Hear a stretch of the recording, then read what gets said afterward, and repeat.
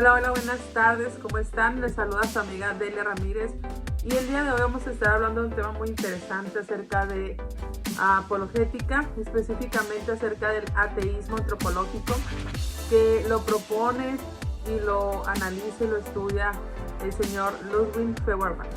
Vamos a empezar.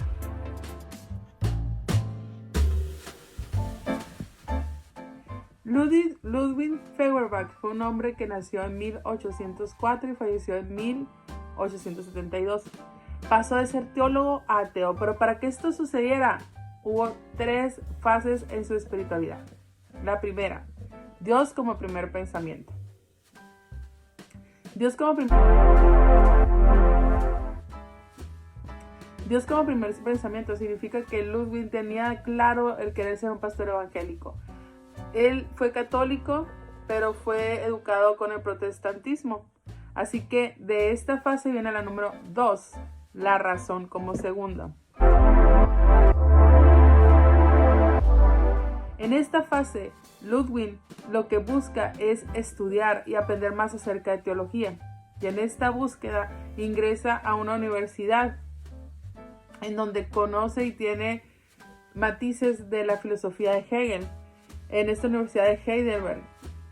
Cuando él comienza a conocer la filosofía de Hegel, queda, digamos que enamorado, al grado que él dice, oye, pues yo necesito aprender más filosofía, ya no quiero más teología, necesito más, ya no creer, sino más bien aprender, pensar, ya no fantasear, quiero algo nuevo. Entonces, en 1828 hace un doctorado en filosofía, comienza a dar clases y aquí comienza la tercera fase, el hombre como tercero y último. En este proceso, en este paso, Feuerbach se hace hegeliano. Entonces se torna ateo, adopta este camino filosófico, se casa, la docencia la abandona tras sus fracasos que tiene como profesor, o sus intentos como profesor, y comienza a dedicarse más a la filosofía más que a la docencia. Se casa, como mencionaba ahorita, con Berta Lowe en 1836. Así que este es un poco de la biografía de Feuerbach.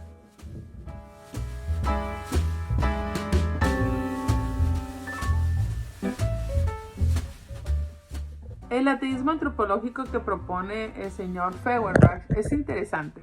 Su reflexión, su filosofía se basa en que realmente el Dios no creó al hombre a su imagen y semejanza, sino que el hombre crea a Dios desde su perspectiva. Un segundo argumento que Feuerbach hace en este intento de negar la existencia de Dios es la necesidad que tiene el hombre de creer en un ser supremo, en un superhéroe. Y esto es verdad, es real. Todos y cada una de las personas siempre van a querer tener alguien superior en quien creer, en quien confiar y en quien depositar pues sus necesidades, sus anhelos, alguien que pueda resolver su situación. Y una tercera argumento de este ateísmo antropológico que propone el señor Feuerbach es que la base de la religión se debe centrar en el hombre, que el hombre debe de amarse, de exaltarse, de afirmarse, y que no necesariamente la religión basarla en un Dios. Dice también que la religión la hace el hombre, que realmente no es algo que pueda provenir con un centro en Cristo, ¿no? Ni mucho menos en Dios. Y otro argumento que pone Feuerbach, o un cuarto punto de su ateísmo antropológico, es que el hombre va a crear a Dios desde su necesidad y su deseo. Es decir, si el hombre posee inteligencia, su Dios va a ser un Dios inteligente.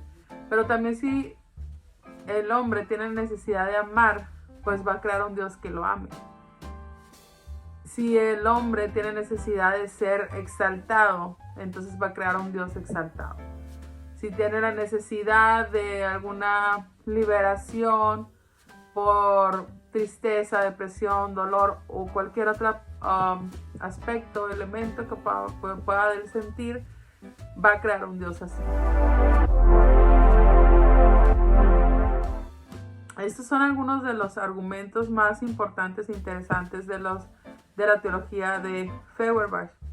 Vamos entonces a decir que realmente estos puntos suceden en la actualidad en nuestro contexto actual. Existen algunas corrientes filosóficas en la actualidad, ahora en nuestro siglo XX, que dicen que el hombre pues es un Dios, que el hombre puede crearse un ser supremo y creer en eso. Actualmente existen corrientes también en donde te dicen que tú no tienes necesidad de tener un Dios porque tú eres Dios. Tú puedes ser tu propio Dios. Entonces esta filosofía, estos pensamientos, estas corrientes del señor Feuerbach y pues basadas en lo que es Hegel, suceden en nuestro contexto. Resumiendo el ateísmo antropológico del señor Feuerbach, podemos decir que si usted se compra estas pastillitas, estas vitaminas, usted tendrá la capacidad de crear a su propio Dios bajo sus deseos y sus necesidades. Usted creará a su Dios, mas Dios no creará jamás al hombre. Y segundo, si usted se toma 4 pastillas de antiexistencia de Dios, usted va a poder amarse, adorarse, ser su propia religión, va a poder ser un Dios.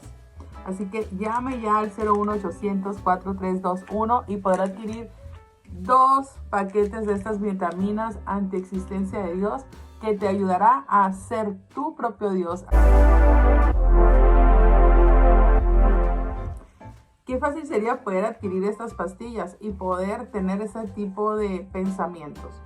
Para poder refutar apologéticamente el ateísmo antropológico de Feuerbach, vamos a dar algunos puntos. En primera, la religión no puede basarse en el hombre. ¿Por qué?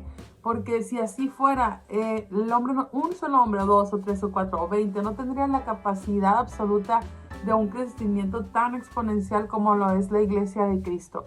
Desde el principio que Cristo fundó la Iglesia hasta el día de hoy, hemos visto resultados estadísticos en donde la fe ha ido creciendo y el ateísmo comparado con el cristianismo es muy poco y pobre. Esto nos da una evidencia de que realmente la fe y la revelación de Dios en la vida de las personas es una realidad y que por lo tanto Dios existe.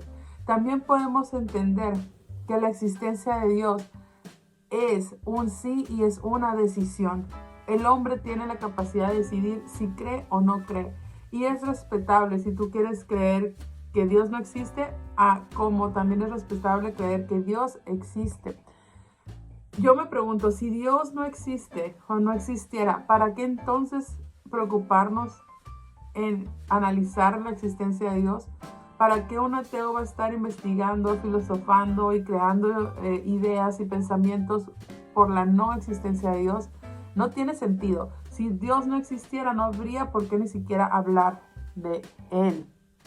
Por otro lado, Feuerbach dice que Dios no es un Dios creador, que Génesis es una falacia.